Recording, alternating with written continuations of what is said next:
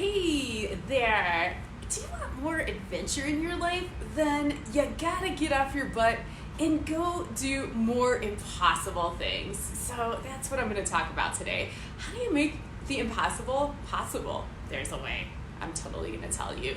But before we dive in, for those who don't know me or are new to the group, my name is Sarah. I am a certified professional trainer who specializes in helping adventure lovers get in shape for hiking, backpacking, and mountaineering. And if you're putting off your dream trip because you feel like it's impossible for you, I'm there with you. From the time that I decided that I wanted to maybe climb Mount Rainier, started thinking about it, to the time I actually believed I could do it and did it, it took 20 years. And I mean, the moment I did it, after 20 years of psyching myself up, the moment I stood on top, I mean, everything changed in a second. But it took a long time for me to get there. So why is that, and how do we get in our own way, and what can we do about it? That is what I am here to share with you. So when you're thinking about things that seem impossible for you, they are impossible for only one reason. And you know what it is? It's your thoughts. It's not because the mountain is too high or you're too out of shape. It's because of what your brain is telling you. That is the only thing that makes it impossible. And I don't care how convinced you are otherwise, or how good of a reason you have. It is always just in your brain. Well, I'll share a few examples in a few minutes, but let's start there. Your thoughts are the only thing that make a trip or going on a hike or climbing a mountain impossible. So what can you do about that? We've all kind of grown up in this world where we're programmed to accept our limitations, and we're told things like, you're too slow to do that, you're too overweight to do that, this is not something for you, you're the wrong color, you don't have enough money, blah, blah, blah, blah, blah. So how do you get around that programming? I'll give you a couple of practical tips to really start retraining your brain to think about the possible rather than the impossible, so you can have more adventure in your life. So step number one, I think one of the things that can be really helpful is to think about impossible things that you've already done in your life. We've all done some. I remember being a child and watching my dad drive the car and being like, oh my God, that's impossible. I'll never be able to drive a car, but I can drive a car. And for some of you, it's going to be something like getting into college, finishing college, finding love, parenting children. I think that's one that seems so impossible right up until the minute that you do it. You have no proof that you can take care of a little human until you have one to take care of. So it's a pretty amazing thing. So think about all the impossible things that you've already done. They were impossible up until the minute that you did them. You had no proof you could do them. So step two, I want you to, every time you write yourself off and tell yourself you can't do something, I want you to stop and question that. So here's an example from my own life.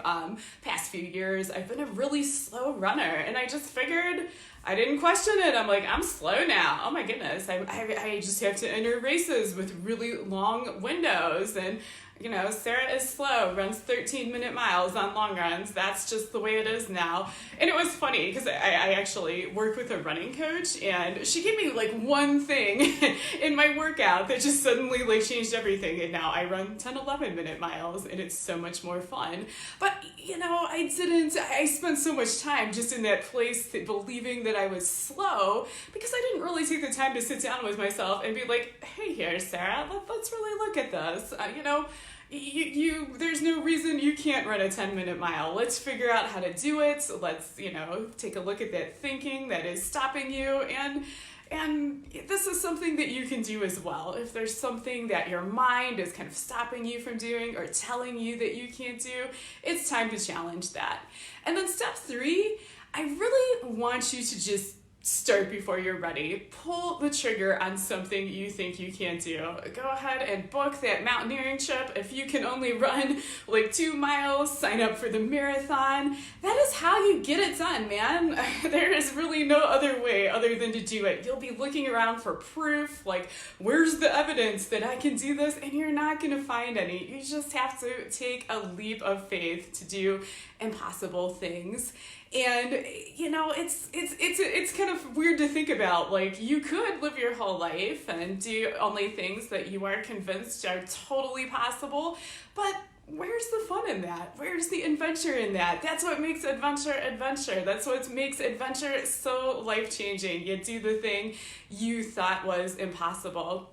And the difference between the person that really just completely shocks themselves, which it happens all the time. I see it in this Facebook community. There are people who do things and they're like, well, I'm gonna do it, and like they don't maybe necessarily believe they can, and they just shock the crap out of themselves. They do it, they're fine, they have fun, and that can be you as well. So the difference between them and the people that stayed home and stayed on the couch were just that they took the first step. They pulled the trigger before they were really ready. So 3 things to try to make the impossible possible.